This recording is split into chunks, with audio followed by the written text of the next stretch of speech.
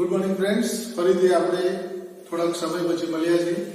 આપણે સબ્જેક્ટનું નામ છે ફિઝિક્સ, સબ્જેક્ટ કોડ છે 3110011. બરાબર છે?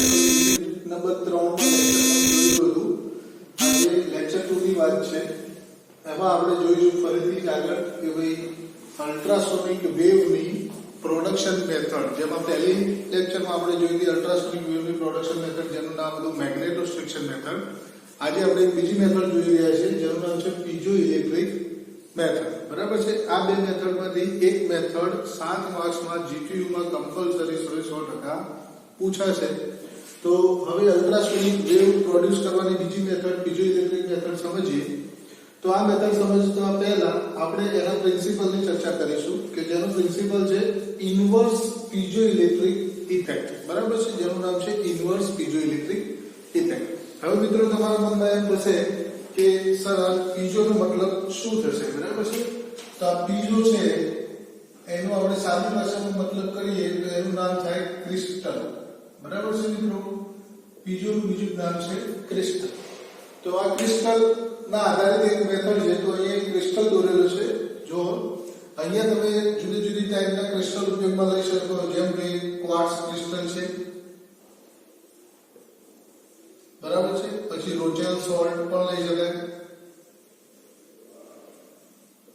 અથવા તો તમે ટર્મેલિન નો પણ ઉપયોગ કરી શકો. આમાંથી કોઈ બી એક ક્રિસ્ટલનો ઉપયોગ તમે આ મેથડમાં કરી શકો છો. જેમાંથી આપણે આ મેથડ કરીએ છીએ એમાં આપણે ક્વાર્ટઝ ક્રિસ્ટલનો ઉપયોગ કરીશું. બરાબર છે? તો જો હવે ઇન્વર્સ પીઝો ઇલેક્ટ્રિક ઇફેક્ટ કોને કહેવાય? પ્રિન્સિપલ મિત્રો આવડશે તો તમને આગળ કન્સ્ટ્રક્શન વર્કિંગમાં આગળ તકલીફ પડશે નહીં. તો અહીંયા જો ધ્યાનથી, અહીંયા મેં એક ક્રિસ્ટલ દોરેલું છે. બરાબર છે? આ ક્રિસ્ટલની બે જુદી બાજુ ઉપર એટલે કે ઓપોઝિટ સાઈડ ઉપર જુદા જુદા ચાર્જ આપેલા છે. એટલે કે એક બાજુ પોઝિટિવ આપેલ છે, એક બાજુ નેગેટિવ આપેલ છે. બરાબર છે? તો મિત્રો જ્યારે પણ આપણે આ ઓપોઝિટ ચાર્જ ઓપોઝિટ ફેસીસ ઉપર આપીશું, એટલે કે બે જુદી જુદી બાજુ પર જુદા જુદા ચાર્જ આપીશું, ત્યારે શું થશે? આ ક્રિસ્ટલ છે મિત્રો એ પોતાની સ્થાન ઉપર વાઇબ્રેશન કરવા લાગશે. શું કરવા લાગશે? વાઇબ્રેશન. બરાબર છે મિત્રો? હવે આ વાઇબ્રેશન ક્યારે થાય? તો એના લેક્ચર 1 માં આપણે જોયેલું હતું કે જ્યારે કોઈ પણ બે વસ્તુઓની ફ્રીક્વન્સી સેમ થાય, જ્યારે કોઈ પણ બે વસ્તુઓની ફ્રીક્વન્સી સેમ થાય ત્યારે એ સેમ ફ્રીક્વન્સી થાય છે એની આપણે નામ આપ્યું રેઝોનન્સ. બરાબર છે મિત્રો? બે વસ્તુની ફ્રીક્વન્સી જ્યારે સેમ થાય, બે વસ્તુની ફ્રીક્વન્સી જ્યારે સેમ થાય ત્યારે એ ઘટનાને આપણે કહીશું રેઝોનન્સ. અને રેઝોનન્સમાં મિત્રો શું થાય છે? એ વસ્તુઓ પોતાના સ્થાન ઉપર વાઇબ્રેટ થાય છે, એટલે કે દોલન કરવા લાગે છે, જે અહીંયા બતાવેલું છે. બરાબર છે? તો અહીંયા ફરીથી મિત્રો આપણે જ્યારે ચાર્જ આપીએ છીએ પોઝિટિવ અને નેગેટિવ ચાર્જ, તો આ ચાર્જની ફ્રીક્વન્સી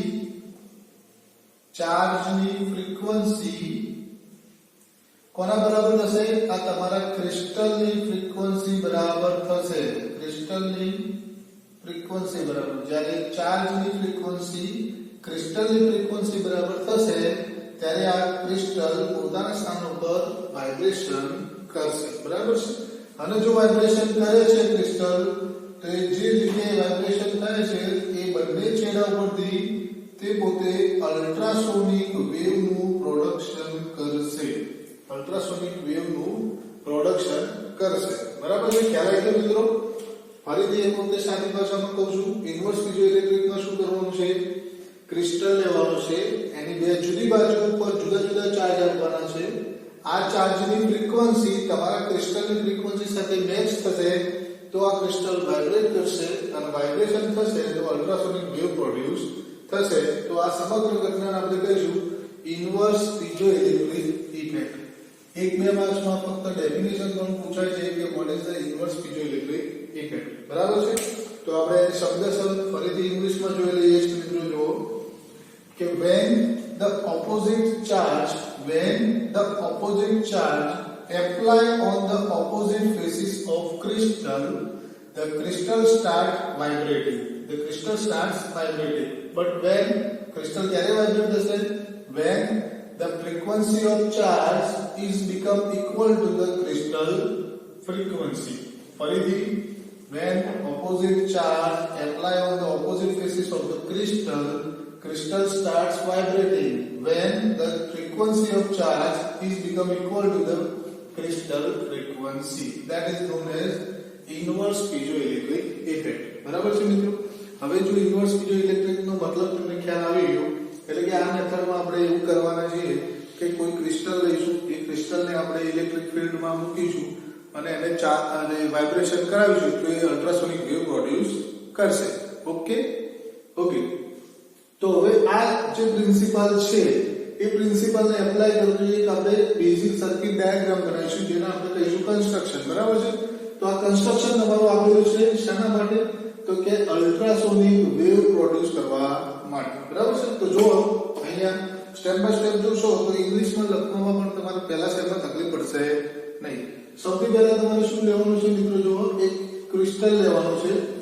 બરાબર છે મિત્રો? જે આપણે પ્રિન્સિપલમાં આપેલું ક્રિસ્ટલ. આ ક્રિસ્ટલ ઉપર આપણે બે મેટલ પ્લેટ A અને B રાખવાની છે. બે મેટલ પ્લેટ A અને B. આ બંને મેટલ પ્લેટ A અને B ને તમારે એક કોઇલ સાથે જોડવાનું છે, જે કોઇલનું નામ આપણે કીધું છે L3. કોઈ ક્રિસ્ટલ લેવાનો છે, બે ક્રિસ્ટલની મેટલ પ્લેટને કોઇલ L3 સાથે જોડવાનું છે, જે કનેક્શન તમે અહીંયા જોઈ શકો છો. બરાબર છે? ઓકે. હવે આ કોઇલને બીજી બે કોઇલ L1 અને L2 સાથે કનેક્ટ કરવાની છે.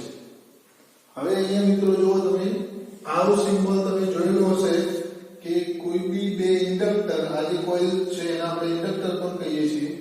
આ બે કોઇલ હોય એમની વચ્ચે જો આવો સિમ્બોલ હોય તો બાર સાયન્સમાં આપણે સારી રીતે ભણેલા છીએ કે આવા સિમ્બોલને આપણે શું કહેતા હતા? ટ્રાન્સફોર્મર. બરાબર? આ ટ્રાન્સફોર્મર તમારું છે અને આ બે કોઇલ છે, ભલે વાયરથી કનેક્ટ નથી, વચ્ચે કેપેસિટર પ્લેટો છે, એ પણ એનું એક જાતનું કનેક્શન છે, જે કનેક્શનનું નામ છે ઇન્ડક્ટિવલી કપલ્ડ. ઇન્ડક્ટિવલી એટલે કે ઇન્ડક્શન દ્વારા કપલ્ડ થયેલ છે. કોઈ વાયરની જરૂર હોતી નથી. અહીંયા કોઇલ L1 માં જે કરંટ આવશે એ સીધો કોઇલ L2 માં એપ્લાય થશે. એટલે કે આ જે કોઇલ L1, L2 અને L3 છે એ ઇન્ડક્ટિવલી કપલ્ડ છે. બરાબર? હવે જોઈએ આગળ કે આ કોઇલ L1 છે એના બે છેડા, કોઇલ L1 ના બે છેડા ક્યાં જોડેલા છે? Capacitor C1. જો L1 ના બે છેડા કેપેસિટર C1 સાથે જોડેલા છે અને આ જે સર્કિટ બનાવશે L1 C1, જે આ સર્કિટ બને છે ઇન્ડક્ટર એન્ડ કેપેસિટર, આ સર્કિટનું નામ છે રેઝોનન્ટ સર્કિટ. ઇન્ડક્ટર અને કેપેસિટર જો બે પેરેલલ જોડેલા હોય તો એ સર્કિટનું નામ આપણે કહીએ છીએ રેઝોનન્ટ સર્કિટ. ફરીથી મિત્રો અહીંયા આવજો. પ્રિન્સિપલમાં આપણે કહેતા હતા કે રેઝોનન્સ બનાવવાનો છે, તો રેઝોનન્સ કોણ બનાવશે?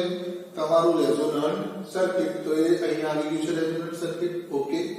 હવે આગળ જો આ રેઝોનન્ટ સર્કિટના બે છેડા છે એ ક્યાં જોડાય છે? અહીંયા. તો આ જે વસ્તુ છે એને આપણે શું કહીએ છીએ? ટ્રાન્ઝિસ્ટર. તો જો આ તમારું જે રેઝોનન્ટ સર્કિટ છે એના બે છેડા ક્યાં જોડાય છે? તો કે ટ્રાન્ઝિસ્ટરના એક એમીટરમાં અને બીજો છેડો બેઝમાં. એટલે કે તમારું જે રેઝોનન્ટ સર્કિટ છે એ બેઝ અને એમીટરમાં જોડેલું છે.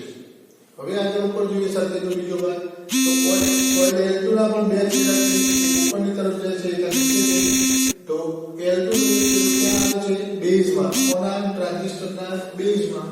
અને બીજો છેડો ક્યાં જાય છે? તો કે અહીંયા થઈ અહીંયા એમીટરમાં, પણ કોના દ્વારા? વેરીએબલ બેટરી દ્વારા. તો આ આપણું તમારું કન્સ્ટ્રક્શન છે. બરાબર છે મિત્રો? તો આ કન્સ્ટ્રક્શન છે એને સમજાશે જો મિત્રો એકદમ ઈઝી રીતે કેવી રીતે લખાય છે એ હું તમને આજે બતાવીશ. તમે અહીંયા જે ફિગર જોઈ છે એ ફિગર યાદ રાખશો તો પણ તમને રાઇટિંગમાં કોઈ પ્રોબ્લેમ પડશે નહીં. હવે આ રાઇટિંગ માટે મિત્રો જો સ્ટેપ બાય સ્ટેપ કેવી રીતે લખાય છે તો અહીંયા જો શું કર્યું? પહેલા ક્રિસ્ટલ લીધું હતું. આ ક્રિસ્ટલને આપણે નામ આપ્યું છે Q અને એ ક્રિસ્ટલને આપણે બે મેટલ પ્લેટ A અને B ના વચ્ચે મૂક્યો છે. બરાબર? તો આ વસ્તુ મને લખવી છે તો જો અહીંયા કે સૌથી પહેલા શું કરવાનું? ચાલો લઈએ તો કે શું લઈએ? તો લેટ ધ ક્રિસ્ટલ ક્યુ એનું નામ છે બરાબર ક્રિસ્ટલ ક્યુ ક્યાં મૂક્યો આપણે is put between the metal plate A and B બરાબર ક્વાર્ટઝ ક્રિસ્ટલ ગુજરાતીમાં જો મિત્રો યાદ હોય તો ઇંગ્લિશમાં સરળ જ છે ક્રિસ્ટલ ક્યુ ની મેટલ પ્લેટ A અને B વચ્ચે મૂક્યો છે તો એ વસ્તુ આપણે લખી આ તમારો પહેલો મુદ્દો તૈયાર ઓકે આગળ જોઈએ કે આ મૂક્યા પછી શું કર્યું તો આ બે મેટલ પ્લેટ ને આપણે કોની સાથે જોડેલી છે કોઇલ N3 સાથે તો એ તમારો મુદ્દો બે થશે કે પ્લેટ A and B કોની સાથે કનેક્ટેડ છે તો કનેક્ટેડ ટુ કોઇલ L3 આ તમારો મુદ્દા નંબર 2 જો મિત્રો 7 માર્ક્સની થિયરી સરળતાથી 7-8 મુદ્દા થઈ જશે ગોખવાની જરૂર નહીં પડે જે કર્યું છે એ પહેલા ક્વાર્ટઝ ક્રિસ્ટલ લીધું મેટલ પ્લેટ AB વચ્ચે રાખ્યું મેટલ પ્લેટ AB ને આપણે કોઇલ L3 સાથે જોડ્યું એના પછી શું કર્યું કોઇલ L3 L2 અને L1 ને આપણે આ જોડ્યું હતું આ જોડાણનું નામ આપ્યું આપણે ઇન્ડક્ટિવલી કપલ્ડ તો આ મુદ્દો લખી દઈએ આપણે મિત્રો કે નાઉ હવે શું કરવાનું છે ભાઈ તો coil L1 L2 and L3 કેવી રીતે જોડાયેલી છે આ ઇન્ડક્ટિવલી કપલ્ડ અથવા તો જોઈન બરાબર છે આ તમારો મુદ્દો નંબર 3 આગળ જોઈએ તો આગળ શું કર્યું તમે કે કોઇલ L1 ને C1 સાથે જોડી છે કોઇલ L1 ને C1 પણ કયું કનેક્શન છે પેરેલલ સમાંતર કનેક્શનમાં જોડેલી છે તો L1 ને પેરેલલ C1 જોડ્યું છે તો આ જે બનાવ્યું એનું નામ પણ કીધું છે આપણે કે L અને C બંનેનું જોડાણ હોય તો એને આપણે શું કહીએ છીએ રેઝોનન્ટ સર્કિટ તો આ મુદ્દા નંબર 4 તમારો કે coil L1 is connected to capacitor C1 બરાબર છે તો કેપેસિટર C1 સાથે જોડ્યું એટલે શું બનાવે છે coil L1 connected to capacitor C1 to make શું બનાવે છે ભાઈ ઓકે સાચી વાત છે રેઝોનન્ટ સર્કિટ શું બનાવશે મિત્રો to make resonant circuit okay બરાબર છે ઓકે હવે આગળ એના પછી શું કર્યું કે ભાઈ આ તમારી રેઝોનન્ટ સર્કિટ છે એના આપણે ટ્રાન્ઝિસ્ટરના કોઈ બે એંગલ વચ્ચે જોડેલી છે તો એ આગળ લખી દઈએ આપણે કે ભાઈ રેઝોનન્ટ સર્કિટ કોની સાથે કનેક્ટેડ છે તો કે કનેક્ટેડ ટુ એક છેડો જો મિત્રો ક્યાં જાય છે E એટલે એમીટર એન્ડ આ બીજો છેડો ક્યાં જાય છે તો કે બેઝ આ એમીટર અને બેઝ કોના ભાગ છે તો કે ટ્રાન્ઝિસ્ટરના તો એના એ જોશું જો resonant circuit is connected to emitter and base of transistor okay બરાબર છે ઓકે આગળ જોઈએ કોઇલ L2 બાકી છે તો કોઇલ L2 ના પણ બે છેડા છે એ ક્યાં જોડેલા છે બતાવે છે તો જો કોઇલ L2 નો એક છેડો ક્યાં આવે છે બેઝ કોમા ટ્રાન્ઝિસ્ટર પર એક લખી દઈએ કે ભાઈ 1 n એટલે કે એક છેડું 1 n એટલે એક છેડું 1 n ઓફ કોનો છે 1 n કોઇલ L2 એક છેડું કોઇલ L2 નું ક્યાં જોડેલું છે C એટલે કે collector 1 end of the coil L2 is connected to collector and બીજો છેડો other end આ બીજો છેડો ક્યાં જોડેલો છે emitter is connected to emitter કોના ટ્રાન્ઝિસ્ટર બરાબર આ ટ્રાન્ઝિસ્ટર માં જોડતા પહેલા એક વસ્તુ આવી છે કે બેટરી તો કોના દ્વારા જોડેલી છે તો કે થ્રુ વેરિયેબલ બેટરી ઓકે મિત્રો આ સિમ્બોલ છે વેરિયેબલ છે કેપેસિટર નો વેરિયેબલ છે એ મતલબ બતાવ્યો તો મિત્રો જો કન્સ્ટ્રક્શનના જે 5 મુદ્દા તમારે 6 મુદ્દા લખવાના છે એ 6 મુદ્દા ગોખવાની જરૂર નથી. જેમ તમે કનેક્શન કર્યું છે એમના એમ તમે સરળ શબ્દમાં આ રીતે લખી શકો છો. બરાબર છે મિત્રો? અહીંયા જુઓ તમારો જે વ્યાખ્યા જે થિયરી છે એનો પ્રિન્સિપલ શું હતું કે ભાઈ ક્રિસ્ટલ ઉપર આપણે અલ્ટરનેટ ચાર્જ આપવાનો છે. આ ચાર્જના કારણે ક્રિસ્ટલમાં વાઇબ્રેશન કરવાનું છે. વાઇબ્રેશન ક્યારે થશે કે જ્યારે આ ચાર્જ તમે જે આપી રહ્યા છો એની ફ્રીક્વન્સી ક્રિસ્ટલની ફ્રીક્વન્સીની બરાબર થાય ત્યારે. અને જો બરાબર થશે તો એ શું કરશે? અલ્ટ્રાસોનિક વેવ પ્રોડ્યુસ કરશે. બરાબર છે મિત્રો? તો અહીંયા જો તમે ક્રિસ્ટલ મૂક્યું છે, તમારી બેટરીથી તમે કરંટ પસાર કરવાનો છો, એટલે આખું સેટઅપ તૈયાર છે. તો આ સેટઅપ તમારું કામ કેવી રીતે કરશે એ આપણે જોઈએ છીએ. તો એનું આપણે કહીશું વર્કિંગ, કે ભાઈ આ સર્કિટ કામ કેવી રીતે કરશે? તો કહેશે વર્કિંગ દ્વારા. બરાબર છે? તો જો મિત્રો વર્કિંગમાં શું કરવાનું છે, જ્યારે તમે બેટરી ચાલુ કરશો તો એમાંથી કરંટ સીધો નીકળી સૌથી પહેલા ક્યાં જશે? રેઝોનન્ટ સર્કિટમાં. ક્યાં જશે? રેઝોનન્ટ સર્કિટમાં. આ રેઝોનન્ટ સર્કિટમાં જે કરંટ આવશે એ કરંટ પાછો બેઝમાં જશે. એના દ્વારા કોઇલ L2 માં પાછો બેટરીમાં, એટલે કે કોઇલ L1 L2 માં જે કરંટ આવશે એ ઇમ્પ્રેસ થઈને કોઇલ L3 માં આવશે. અને કોઇલ L3 માંનો કરંટ બે મેટલ પ્લેટ ઉપર આવશે. એટલે કે બે કરંટના બે ભાગ હોય, પોઝિટિવ અને નેગેટિવ. બરાબર છે? તો આ બે જુદો અલ્ટરનેટ ચાર્જ આવી ગયો મિત્રો. અહીંયા આ અલ્ટરનેટ ચાર્જ આપણા જે પ્રિન્સિપલમાં તો એવું જ છે. બરાબર? તો અહીંયા થઈ ગયું છે સેટઅપ આપણું. હવે આ ચાર્જની ફ્રીક્વન્સી કોના બરાબર કરવાની છે? ક્રિસ્ટલના બરાબર કરવાની છે. તો આ ચાર્જની ફ્રીક્વન્સી શરૂઆતમાં બેટરી ચાલુ કરો તમે, જેવો ચાર્જ આવશે અહીંયા તો એ ફ્રીક્વન્સી મેચ હોય પણ ખરા, ના પણ હોય. બરાબર છે? માની લો કે આ ફ્રીક્વન્સી મેચ થતી નથી, તો આ ચાર્જની વેલ્યુ બદલવા માટે શું કરવું પડશે? તમારે કેપેસિટરની વેલ્યુ બદલવી પડશે. જો તમે કેપેસિટરની વેલ્યુ બદલશો તો અહીંયાનો કરંટ બદલાઈ જશે, અહીંયાનો કરંટ બદલાઈ જશે, આ વેલ્યુ બદલાઈ જશે. તો સ્ટેપ બાય સ્ટેપ કેપેસિટરની વેલ્યુ બદલતા રહેવાનું છે.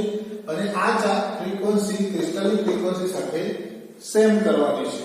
તો કોઈ એક સમયે કેપેસિટરની એવી વેલ્યુ આવશે કે જેના લીધે આ ચાર્જની ફ્રીક્વન્સી ક્રિસ્ટલની ફ્રીક્વન્સી સાથે શું થશે? મેચ થઈ જશે. અને ક્રિસ્ટલની ફ્રીક્વન્સી મેચ થશે તો આ ક્રિસ્ટલ શું કરશે? વાઇબ્રેશન કરી બંને બાજુથી અલ્ટ્રાસોનિક વેવ પ્રોડ્યુસ કરશે. બંને બાજુથી શું પ્રોડ્યુસ કરશે? Ultrasonic wave. બરાબર છે મિત્રો? તો તમે જો અહીંયા કન્સ્ટ્રક્શન સુધી વર્કિંગ આપણે આગળ સમજીએ છીએ. બરાબર છે? તો અહીંયા જો તમે કન્સ્ટ્રક્શન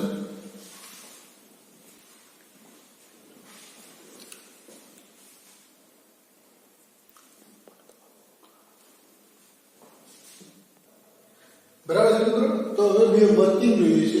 તો વર્કિંગમાં આપણે જેમ સ્ટાર્ટ કરાવ્યું પહેલેથી કે શું હતું? બેટરી ચાલુ કરશો કરંટ ક્યાં જશે? રેઝોનન્ટ સર્કિટમાં. તો આ રેઝોનન્ટ સર્કિટમાં જે કરંટ જશે મિત્રો એની ફ્રીક્વન્સી હંમેશા ફિક્સ જ હશે. કેટલી હોય તો f1 1/2π√L1C1.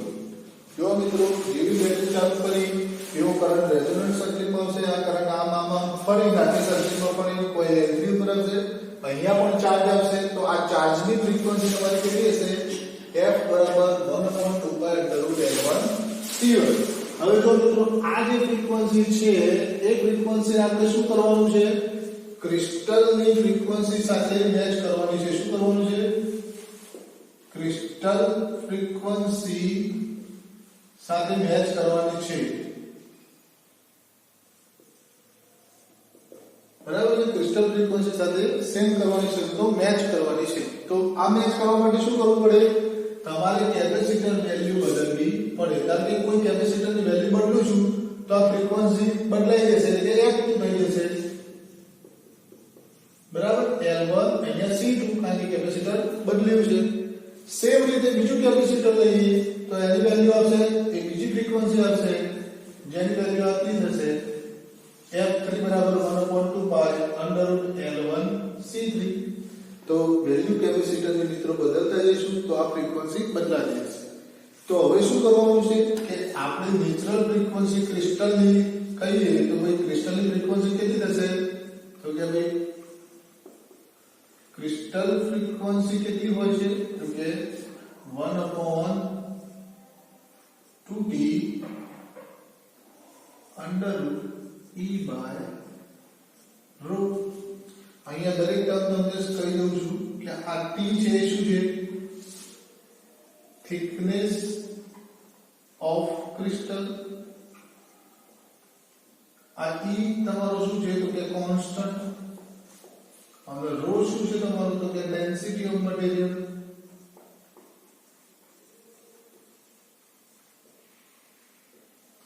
તમારું જે ક્રિસ્ટલ મટીરીયલ છે એની ડેન્સિટી. ઓકે મિત્રો, તો જો આ તમારે ક્રિસ્ટલની ફ્રીક્વન્સી 1/2t √e/ρ છે, રેઝોનન્ટ ફ્રીક્વન્સી આપી છે, તો આ રેઝોનન્ટ ફ્રીક્વન્સી આની સાથે મેચ થવી જોઈએ. એટલે કે જ્યારે જ્યારે તમે કેપેસિટરની વેલ્યુ બદલતા જાશો એટલે તમારા રેઝોનન્ટ સર્કિટની ફ્રીક્વન્સી 1/2π√L1C1 કેટલી થશે તો કે ક્રિસ્ટલની ફ્રીક્વન્સી કેટલી, તો ક્રિસ્ટલની ફ્રીક્વન્સી કેટલી છે 1/2t √e/ρ.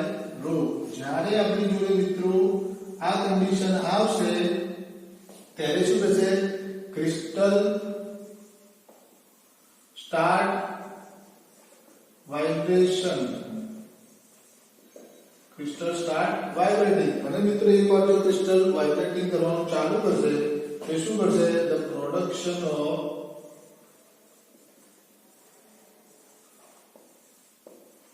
Ultrasonic wave.